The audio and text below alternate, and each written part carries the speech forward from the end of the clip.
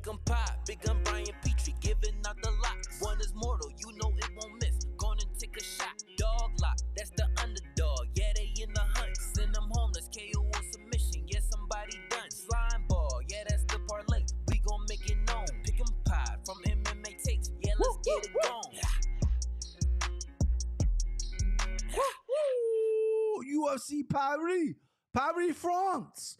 What's up with the what's up, babe? Little live pick'em coming at you here on this wonderful Thursday night.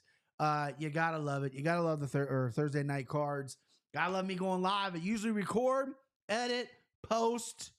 Gonna go live next week with the boys. Timbo's been traveling. Timbo's been making moves in his personal life, but we're gonna strangle him. We're gonna get him there. Three-headed monster next week for the pay-per-view. Cannot wait. And yeah, this is an okay card. A lot of local flavor, a lot of Paris France, a lot of France fighters. Next week, you got a lot of Australian fighters, City Kickboxing in the house. A lot of New Zealand guys as well. So you're getting the local flavor here. I think there's some spots. I think the Slimeball is a fucking winner. The Green Hammer, I'm following the trend. I think we're good there. Got 3 locks coming at you. No lightning bolt plays like Max Holloway, who was, I mean, this guy was minus 700, minus 800. Anybody with half a brain can pick the lightning bolt play on that. But I do like some spots in this card. I think there should be some fun fights. They don't go to France often. Last time they went to France, it was pretty good. European crowds are awesome. And yeah, Paris France. Paris France. We got the chat going already. We got Skynet here. He says, let's go, baby. We got 96 RS. Made it again, finally. I'm glad you're here, buddy. Big Billy. I'm not even going to try to pronounce your name. It's a dope fucking name, though. It's way cooler than mine. And then we got home training with Sam Alvey. Wow, Sam Alvey, Smiling Sam, still in the game. So yeah, Paris France. A little quick anecdote. I said this on the Anakin Florian. About the my last name being, so I want to expand on that because it is a good kind of story here. My real dad died when I was in my mid-20s. Didn't have a good relationship with him. Last time saw him when I was 15. Yada yada. Daddy issues, all that shit, right? But when I was 11 or 12, I think I was in 5th or 6th grade. Can't really remember. And your boy was girl crazy. I love women. I love the superior gender, right? And I've always been girl crazy, right? Especially when I was young. I mean, obviously, girls when I was young. So my dad, who I did have a good relationship, the only advice he's ever given me that actually stuck with me, and I don't think it's true, and I've never used it, but has to do with French. So it's funny. I kind of mentioned this again on the Anakin Florian, but I'm going to go in detail a little bit. So he says, hey, you got to, again, I'm 11 or 12 years old, can't fully remember. He's like, you got any girlfriends? And I'm like, yeah, I got a bunch, man. Frenching them all the time, blah, blah, blah. I don't think I got boob yet. I think I got boob when I was 12, so later in 12 years. So I haven't got boob yet. But, I'm 11 and 12. I'm kissing some chicks. What are you going to do?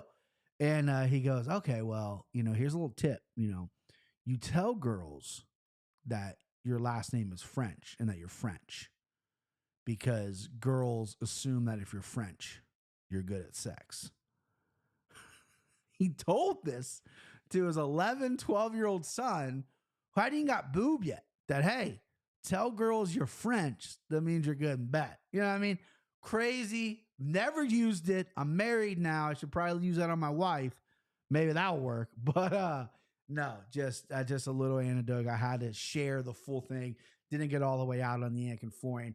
But let's get some picks here, babe. Let's get some picks. Let me get to Paku. I'm going to say your last name, Paku. I don't know if that's right. Hey, Brian, hope you're doing good. I got a massive bet on Spivak at plus 160 from a month ago. Also got Saint-Denis at minus 125 last week. Should be a good card. I like all those bets as well. Skynet. My grandpa told me to find an ugly chick that no one to leave me for.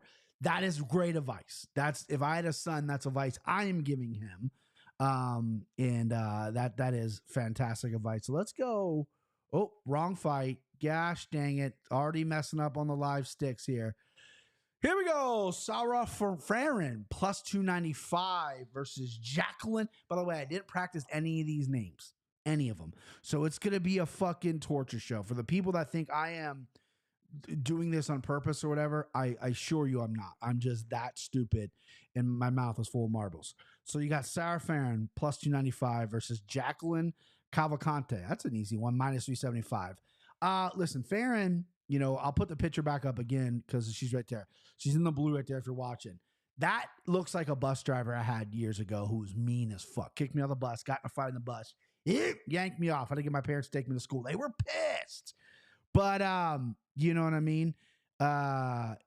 And she's just not that good. I know they're putting on here because she's France and everything. Jacqueline's got some good wins. She's making her obviously UFC debut here, and I don't think she's warranted to be minus 375. I think that's steep. I saw tape on her. I think she's okay. I don't think she's going to get a finish over Faren. I think Faren's the bigger fighter here. She's got that French crowd.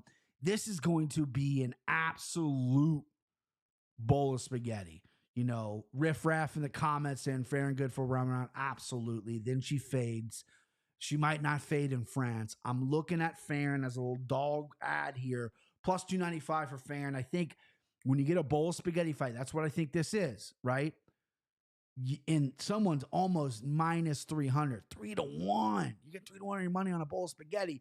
You take the 3-1. You take it. No matter how bad you think she is, no matter how bad you don't think she's UFC quality, or she's fighting a girl who's never fought in the UFC. And you're giving me this wide of a line. I'm taking it, babe. You know what I mean? This isn't a BP knows chicks fight. This is a BP playing the lines fight. Because, way too wide. The chat's saying it as well. Just wide. Too wide. So I'm going Faren. I think she'll squeak out a decision. Maybe. Hopefully. Let's go France. All right, next up, you got Faren Basharat, minus 340 versus Clayson Rodriguez.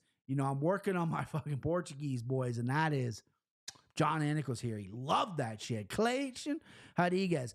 Clayson has been a huge disappointment. This guy came to the UFC, signed the UFC, was supposed to be this big star from Brazil, good-looking kid, exciting fighter, hasn't lived up to the bill, just hasn't really done it yet. Then the Basharat brothers are just knocking heads in the UFC. They put roots down in Vegas. Everyone in Vegas is trained with both brothers, and they said they're phenomenal. You're getting a huge line here at minus 340. I get it. I understand it. Clayson, I don't know how he wins unless he catch Basharat. Basharat's a little cocky sometimes. He feels himself a little too much. Maybe could let the fight slip away from him. I don't think so. So I think he's dialed in. I think he's coming in here. I think he's looking for a head. Don't know if he's going to get it finished because Clayson has been proven to be pretty tough. But, man, Basharat, I think, is going to put a 30-27 performance here. I like him away. If you want to play the points, play the points. The point spread that DraftKings does, do it. Right? I think we got 30-27 across the board for Basharat. I think he's going to cruise here. I think he's going to piece him up. I think he's going to stuff takedowns. He'll lay takedowns if he wants. He's got the cardio advantage all over Basharat here. Minus 340, obviously steep. Obviously high. 3-1 on your price. Almost 3.5 on your price. Crazy. But you throw him in a parlay, which is what your boy doing. Slime forever. Slimeball candidate number 1. I told you the slime ain't fucking losing. I got the money green hat on because it gave me good luck last week. By the way, last week, didn't do a recap show. 10-3 on my picks. Both mortar locks hit. Both parlays. The slime ball parlay, the puke parlay hit. The green hammer hit. The underdog lock hit. Sent him home, hit. Your boy had a week, right? After I had such a good... I went and bought a PS5. The new UFC game's coming out, which if you're in the chat, you play the new UFC game, hit me up.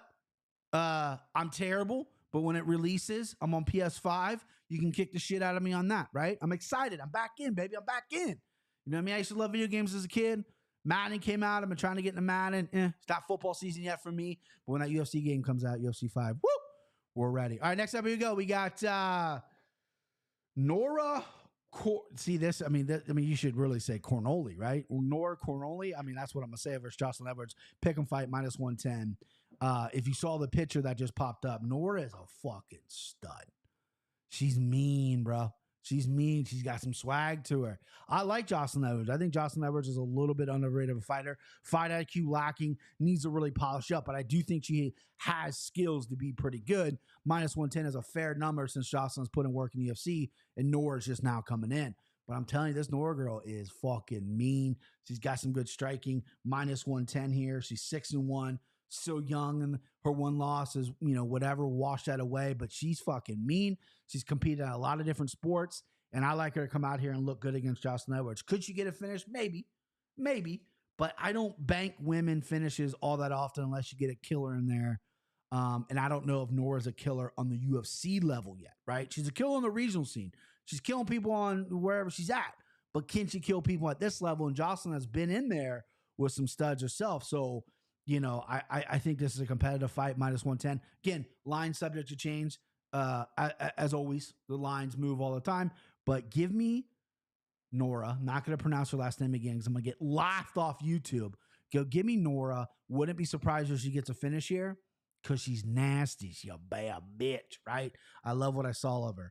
Lock of the card. Skynet says, lock of the card. Basharat for me. He's reading my mind. I love it. Zach Lawhead, good dude right here. Just want to check it in. Hit the guy. I watch the replay later. I did the green happy me or something, man. Thank you, Zach. That's a good dude right there. Everyone give Zach Lawhead some follow. No way. Nor been beating up Chinese bus drivers. Very true.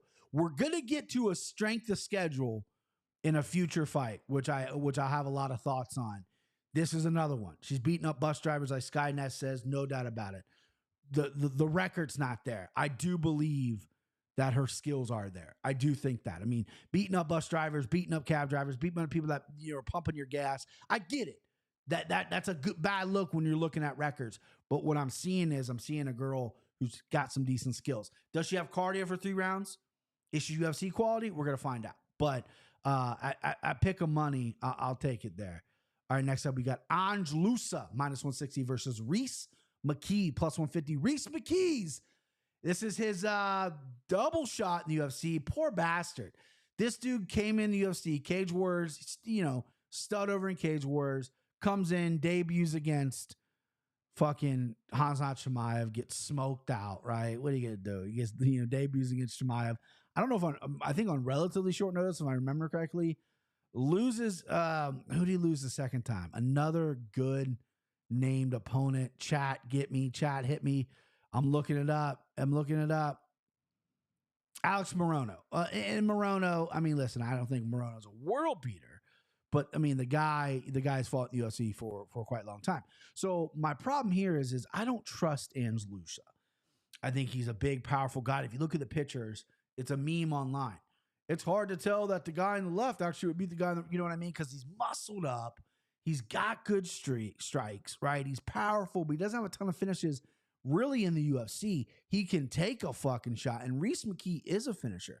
Mcke uses his long limbs, puts you at harm's way, keeps you away from you. Head movement, good chokes, decent on the ground. Probably won't be able to take An-Lua down. An-Lua is jacked to the tits, has fucking cardio for being that jacked, which is weird.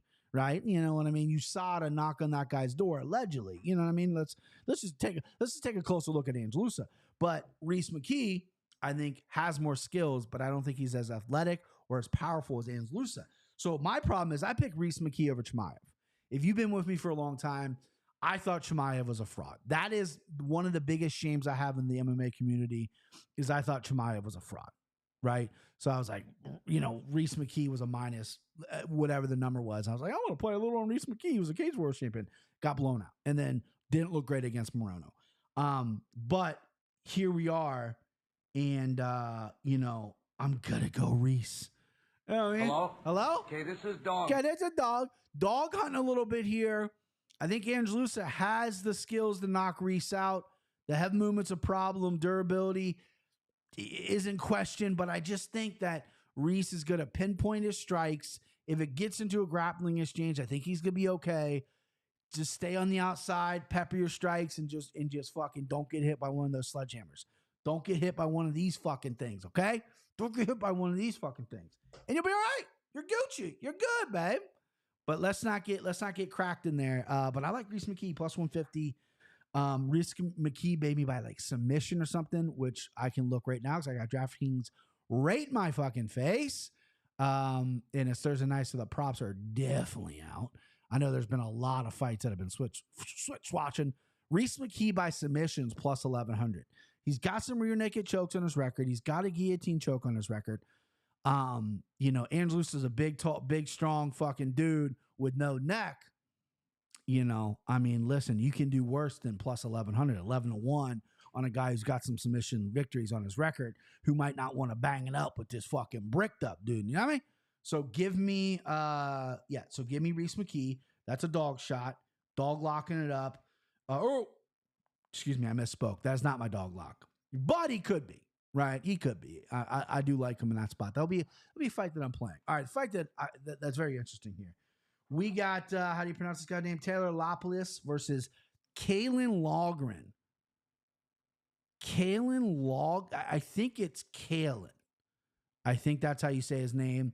I have some Irish listeners. Please correct me if I'm wrong, but I believe his name is Kalin, if that's how you pronounce it. Anyway, this guy's kind of the talk of this card a little bit. He's saying, he's from Ireland, trains in Liverpool at Darren Till's gym or former gym. I got corrected as well. Tom Aspinall does not train there. He did train there. Colin Cabom gym. And the big story on MMA Twitter is, right, so he was supposed to fight Giannis, who's fighting later in the card. Guy couldn't make weight. They switched him to Taylor, who's got a great kickboxing pedigree, some wins in the UFC. He became a 3-1 favorite to an underdog here. Kalen's plus 135 and Taylor Lupus minus 160-ish. Lines are moving. And so he became a 3-1 favorite to a dog. He's mentioned that on social media. He's very active on his social media. He likes to talk. A lot of Irish fighters are similar. They like to talk. He's 8-0 in his career, and he's beaten nobodies, right? I mean, I know he's a Cage Warriors champion. That's a very good organization, but his record is the win-loss of the guys he have fought. It's bad. When you're capping fights, it's obviously something you look at. Taylor, longer career, better wins, sturdy dude, is a harder matchup than Giannis. I thought Kalin was going to destroy Giannis if they fought. So this is going to be a tougher matchup. But then what I see in Kalin is I see a guy who has a square head like Marvin Vettori, probably can take an absolute gorgeous shot, right? I'm going to go on a limb and say this guy's got a fucking chin. He is very hittable. His wrestling is pretty good. But again, it's good against lower level competition. I really went on the tapes. I really watched this guy. I'm not blown away by his stand-up. Defensively, he needs work. His punching power's good for 135, but it's not up to snuff, in my opinion. He's not going to be an elite striker yet in this division. Lapis, however you say his name, Taylor, he is verge of elite striker. He's very good. And they're giving him the favorite. Nah, and I get it. You got to rock him out, give it the favorite. So I gave this pick on the Annika Florian when he was fighting Giannis. I believe I put 2 extra units on that. You take that away. No extra units, right? I've already texted the boys. Different fight, no extra units. I am taking Kalin, though. I think he's confident enough to go in there and get this done. It didn't matter who it was. He's going in there and getting it done. I think his wrestling pressure, I think he's going to squeak one out here. I do. I think he's going to take some shots. He's going to prove his durability. He's going to give some shots. He's going to work his cardio and eventually probably lose round 1. And then 2 and 3, he's going to pick it up, and we're going to look at a 29-28 decision here from Kalin. Possibly get a finish in the 3rd round if Taylor completely gasses. He's muscled up. He's got some muscles. That could happen. But I like Kalin Logren here. I'm going to take him at dog price, not locking him up, take the extra units off him, not put him in a parlay. This is a straight wager with a tiny little bit of a sprinkle, maybe finish 3rd round, because I do think cardio is going to play a factor here. And I'm not going to lie to you. I get kind of googly eyes for the new guy for sure. I say that all the time. His confidence is infectious. Don't like what he did with my guy Bilal. Bilal followed him, and then he was talking shit to Bilal. You're making a debut. That guy should be fighting for a title. Pump the brakes there, my guy. But, he's confident. This is what he does. Is he likes to talk his shit. He feels himself, and I got to respect that. And I think confidence can take you a long way mentally in the sport. And I think Kalin at dog money is worth the shot. It's worth the shot. So give me the dog there. Next up, you got Morgan Charry. That's how you say his name? Charry. France. He's from Paris, France. Minus 340. Versus Manello Zacchini. Plus 270. So I'm not very good with French names. And apparently I'm terrible with Italian names. This was almost my green hammer, because I'm all over Morgan here. No doubt about it.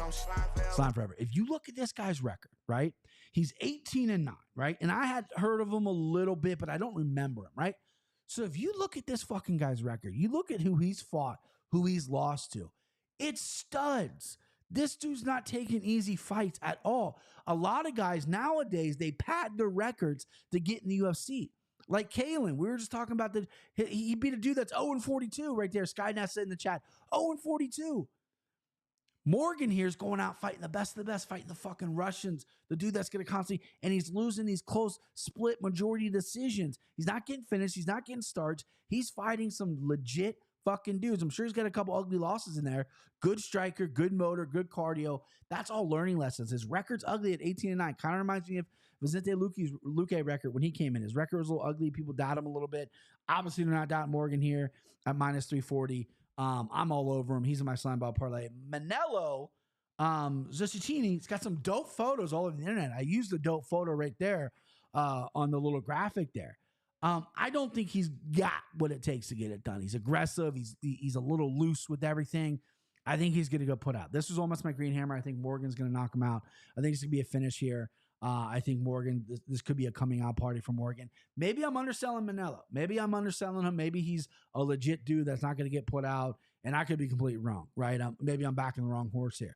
But from what I've seen of Morgan, I think he's UFC ready. I think the record's deceiving, and I think he's fucking a talented kid, and I think he's going to go out there and get a fucking finish. And what is Morgan by finish? While we're here, Morgan by knockout right here, DraftKings.com. Promo code John Anik or whatever. Get some money. All right, so Morgan by KO is plus 120. That's plus money. Add it to my card. I'm going to bet it right when I get off here. Plus money by him by finish is great. Submission minus 500 and decision plus 225. I like knockout. I think he's getting it done. I think he's going out there and getting this, fucking wrapping it up. That was almost my send him home as well. Almost my send him home. But I got another guy for that. Haven't given a lock yet. Locks are coming, boys. All right, William Gomez, minus 275 versus Giannis Mory. I don't know how to pronounce the name, plus 220. This is the guy who's supposed to fight Kaln. Said he was too heavy, couldn't fight, couldn't make the weight, right? This is upper weight, right? It's at 45 instead of 35. Couldn't make the weight on Monday. Say, hey, I'm heavy. Can't make the weight. So he switched fights around. Gomez didn't have an opponent. Now he does. William Gomez has never blown me away. He's a minus 275. I'm going to pick him. I think Giannis is a one-trick pony. I think he has to get the fight to the ground. I think he has to win by submission to win this fight. Don't see that happening. I really don't. I think Gomez is a sturdy enough guy, a safe enough guy on the ground to avoid that. I think his takedown defense is getting better. His cardio is obviously at a level that it needs to be, right? And I'm not blown away by him. I'm not going to pay minus 275. I think people are going to load up on him. I get it here. I think Giannis is a little bit of a weak competition. That's why I think Kaln was a 3-1 favorite over him. I thought Kaln was going to butcher him, right? I think Gomez isn't as dangerous as Kaln, but I think he can win this fight pretty handily. Minus 275. If you love Gomez, that's kind of cheap. That's a cheap price to pay for a guy that you love. So, yeah, give me Gomez. But I don't love the spot personally for myself.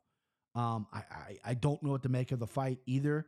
Maybe it's going to blow the fucking roof off of those, in Paris, France. Maybe the roof's going to get blown up by these guys because you got two Frenchmen going at it. I don't see it. I don't see it, being honest, but I could be wrong. All right, Volkan Ozdemir, minus 185 versus Bogdan Gusov, plus 155. Now we're talking, boys.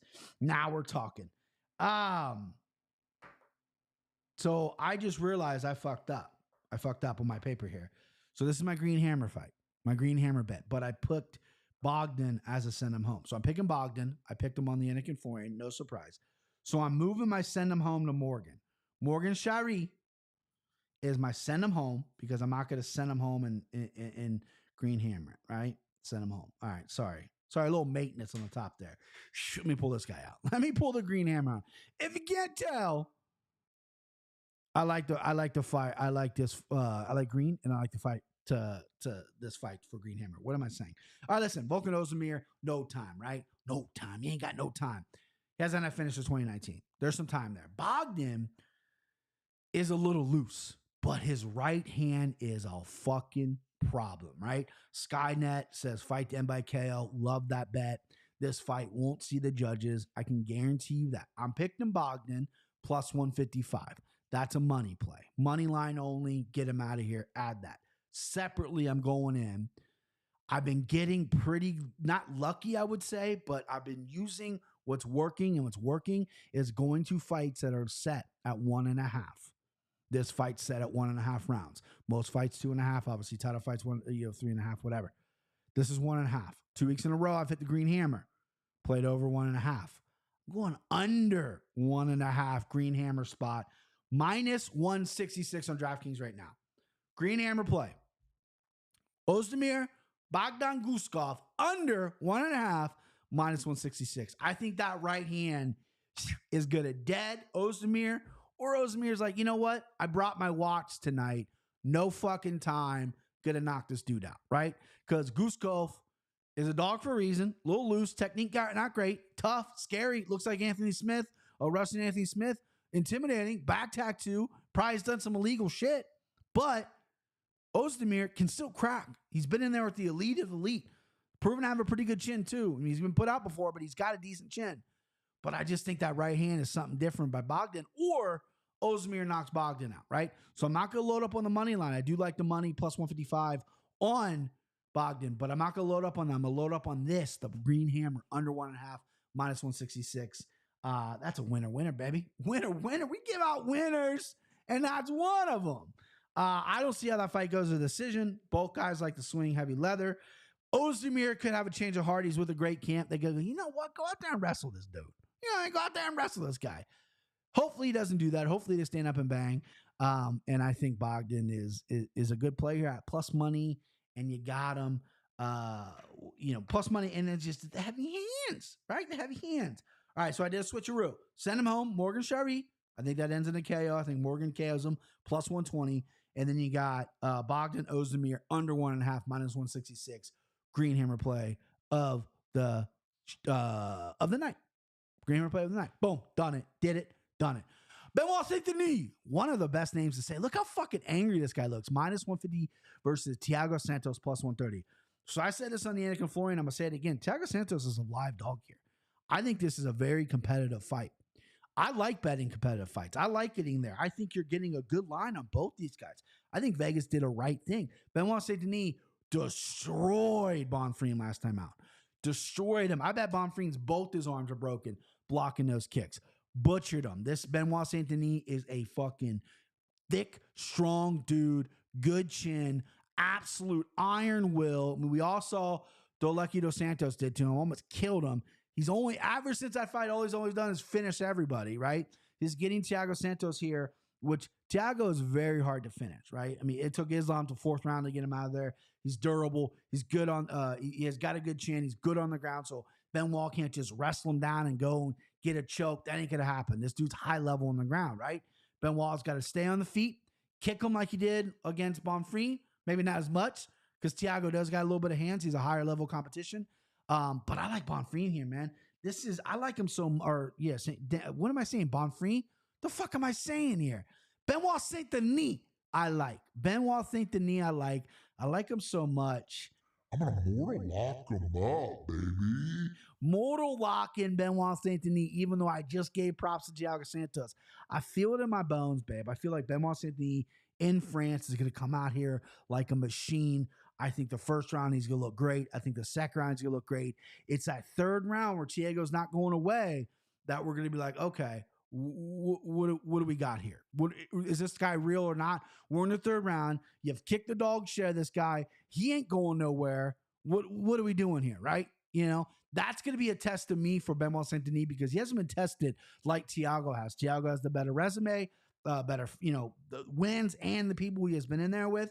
Plus money. I see people run into that. I like that for you. But for me personally, Benoit Saint-Denis, mortal locking him. Slimeball parlay candidate number 2, baby. That's the one I think I'm going to scare people with. That's the one people are going to, and they're going to run away from that as well. All right, co-main event, a fight that I'm interested in. Manon Fiorot, minus 185 versus Rose Namajunas, plus 155. Rose coming up to 125. They showed a picture of Rose standing literally the exact same of her at 115 and her at 125. She looks the same. A little thicker in the neck, a little fuller in the face.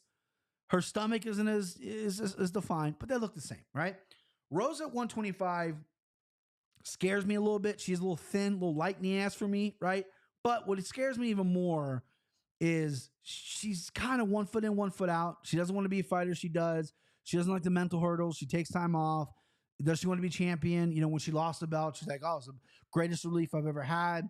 She threw a dud her last time out against Carla Esparza. I think she might come out a little aggressive for this fight. I think this fight plays out on the feet. I think she's going to struggle getting Manon down, excuse me. I think Manon, if she wants, could take Rose down, which I don't want her to do. I think she should stay on the feet, pick her apart. I think it's going to be a striking battle. I think it's going to be gorgeous. I see Rose pushing a tempo, maybe going for some takedowns, but I think Manon is trained for that because she's such a high-level striker that everyone's going to take her down. So I'm going to go Manon Friel. I think she probably decisions Rose. Don't see a finish. Rose is tough. Rose is durable, high level. I just don't know if Rose is the same Rose anymore. That's just point blank period. That's what everyone's thinking. That's what everyone's saying. You're risking plus money on her. I'd rather play 11-1 Reese Mcke submission than go a couple shekels on Rose at plus 155. It's rather, it's what I'd rather do. You know what I mean? So give me Manon. I like Manon. I like her by decision. Something I might play as well. I just don't know what Rose is going to show up. I don't think anybody does. I don't think Rose knows what kind of Rose is going to show up. But give me Manon. Give me by decision. What is feel by decision? By the way, again, I keep forgetting I have DraftKings right in front of my fucking face. Do something, Brian. God damn, look at the fucking DraftKings. All right, so Manon Feel by decision is plus 120. So Vegas on top of it, and then what's going on by KO plus 275. You know, I don't hate by KO. I mean, because Rose has been rattled before. If she gets clipped in there, is she ready to fight off that and really battle back? And I don't know. If you're mentally checked out, how much fight do you have left? And she's had an extended break, so maybe I'm speaking something that's not true. But give me Manon. I think she's high level. By the way, Manon though, you ain't leapfrogging Aaron Blanchfield. This is what I want to happen, right? I want the 125-pound title between Alexa Grasso and Valentina Shevchenko, which happened in a couple weeks. I want to be an absolute war. Win, lose, or draw for the winner, loser. They need some time off. I just got fucked up, whatever, blah, blah, blah. Some time off.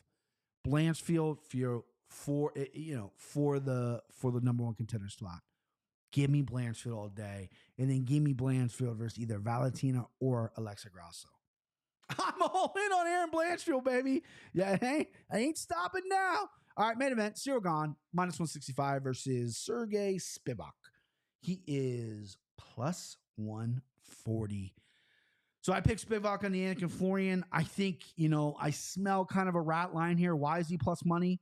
His path to victory of this fight is to get Cyril Gane down and to fucking strangle him or TKO him, and that's what he's been doing to everybody. And Cyril Gane has proven in the past that Francis Ngannou took him down 6 times. John Jones took him down once. That's all he needed.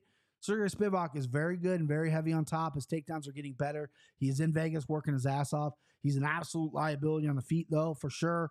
And his chin's not great. But he knows, I think, what he needs to do in there. He needs to get a hold of Cyril Gane, take him down. Problem is, Cyril Gane, I think, is a little bit more athletic than Spivak maybe is going to anticipate.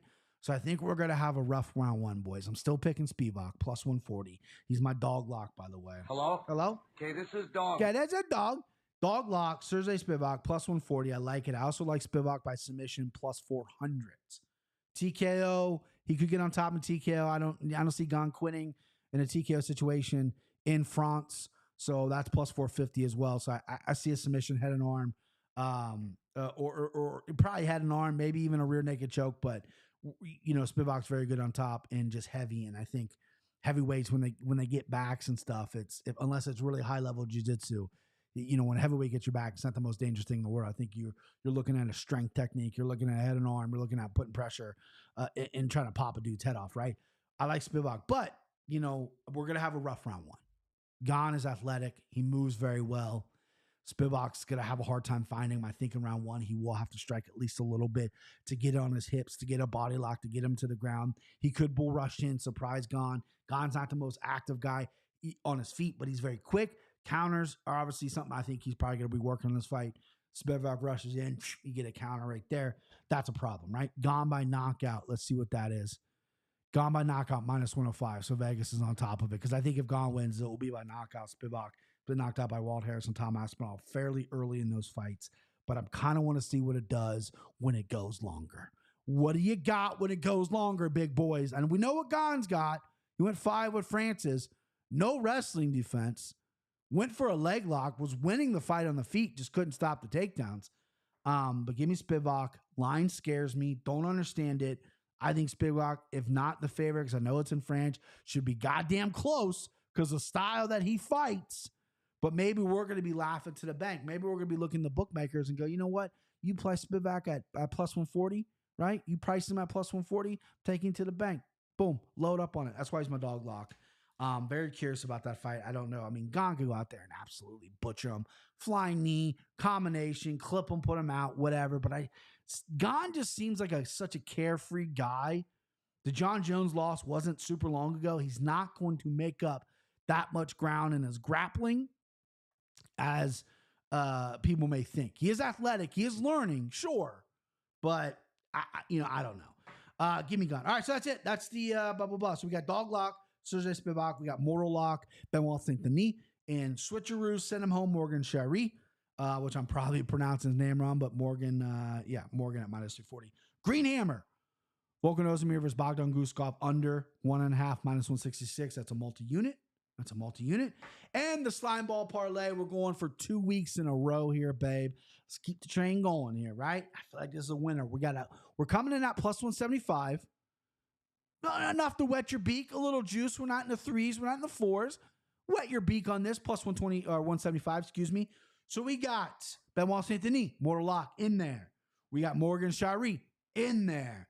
And we got Farad Basharat in there. Plus 175 multi-unit prop play.